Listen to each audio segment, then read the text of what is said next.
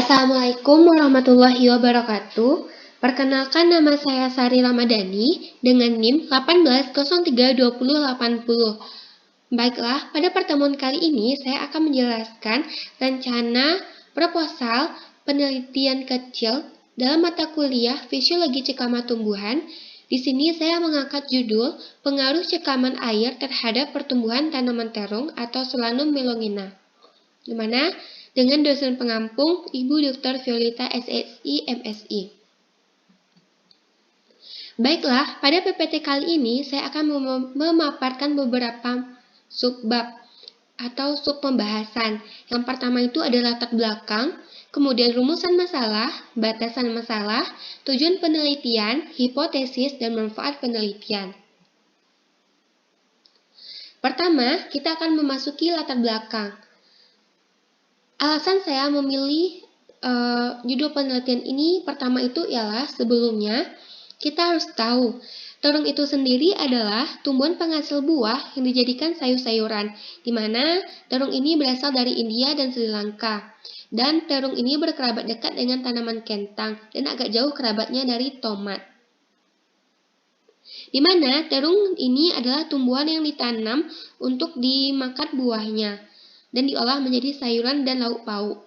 Kemudian, asal-usul budidaya ini berada di bagian wilayah selatan dan timur Asia sejak zaman prasejarah, tetapi baru dikenal di dunia barat, yaitu tidak lebih dari tahun 1500. Buahnya ini memiliki berbagai warna, ada yang warna ungu, hijau, maupun putih.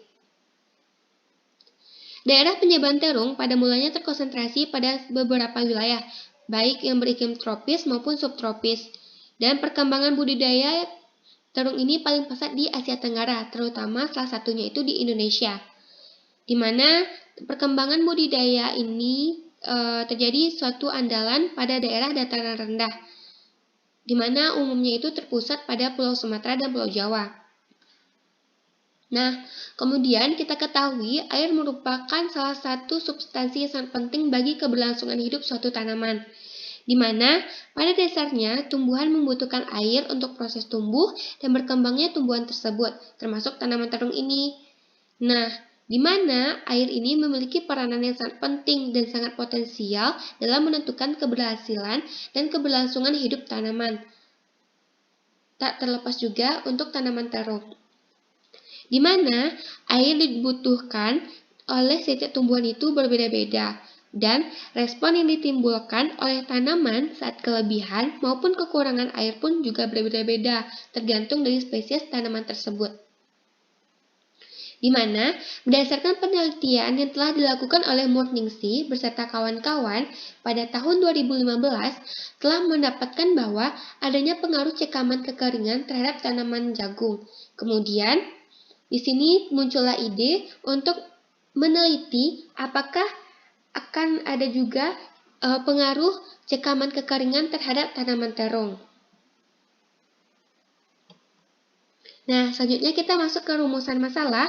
Rumusan masalah dari penelitian ini ialah bagaimanakah pengaruh cekaman air terhadap pertumbuhan tanaman terung.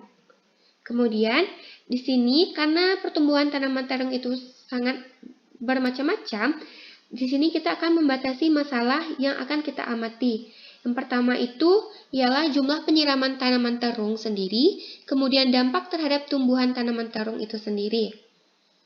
Di mana penelitian ini memiliki tujuan yaitu untuk mengetahui pengaruh cekaman air terhadap pertumbuhan tanaman terung atau Solanum melongena. Di mana kita dapat menyetuskan hipotesis, yaitu bahwa cekaman air ini berpengaruh terhadap tanaman terung atau Solanum melongena. Di mana dalam penelitian ini diharapkan manfaat yang didapatkan yang pertama, kita mampu memberikan informasi kepada masyarakat bahwa cekaman air berpengaruh terhadap pertumbuhan tanaman terung. Kemudian, memberikan informasi tentang cekaman air berpengaruh terhadap pertumbuhan tanaman terung. Kemudian, untuk menambah wawasan dalam bidang fisiologi cekaman tumbuhan, serta sebagai data awal untuk penelitian selanjutnya. Selanjutnya, kita masuk ke metode penelitian. Di mana dalam metode penelitian ini akan dibahas yang pertama itu adalah jenis penelitian, waktu dan tempat, kemudian rancangan penelitian, alat dan bahan, dan prosedur penelitian itu sendiri. Pertama, jenis penelitian ini adalah penelitian eksperimen menggunakan RAL, rancangan acak lengkap untuk variabel jumlah intensitas penyiraman terhadap pertumbuhan tanaman terung. Di mana waktu dan tempat penelitian ini dilaksanakan di daerah Batu Sangkar pada bulan April sampai Mei 2021 sampai data didapatkan. Kemudian, rancangan penelitian yang akan dilakukan yaitu di mana sebagaimana yang telah disebutkan bahwa penelitian ini menggunakan rancangan acak lengkap dengan 3 perlakuan dan dengan 2 kali pengulangan. Di mana perlakuan ini menggunakan 3 kali penyiraman, yaitu 2 kali penyiraman dan 1 tanpa penyiraman perharinya.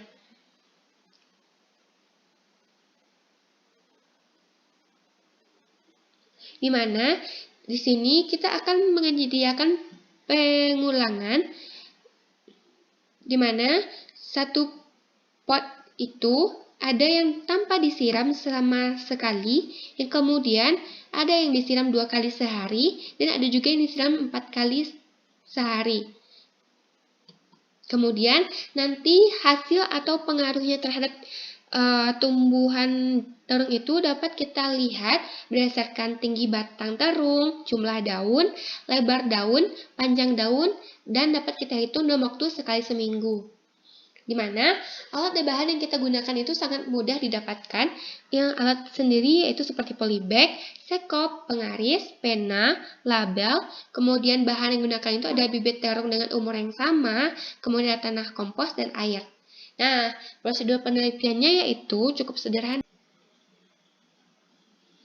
Nah, pertama pada hasil penelitian berat basah tanah yang terlihat pada grafik atau kurva yang dipaparkan bahwa berat basah tanah yang pada tanah kontrol yang disiram 2 kali sehari itu memiliki berat basah yang lebih tinggi dibandingkan berat basah tanah yang tidak disiram sama sekali atau terkering.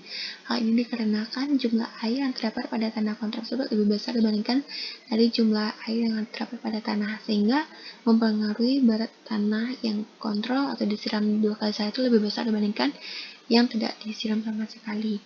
Kemudian begitu juga pun dengan berat kering tanah, di mana kita ketahui bahwa berat kering tanah tersebut, bahwa tanah kontrol tersebut memiliki berat kering yang lebih besar dibandingkan dengan berat kontrol, sehingga nantinya itu kandungan air yang terdapat pada tanah akan menguap sehingga terdapatlah berat kering nanti.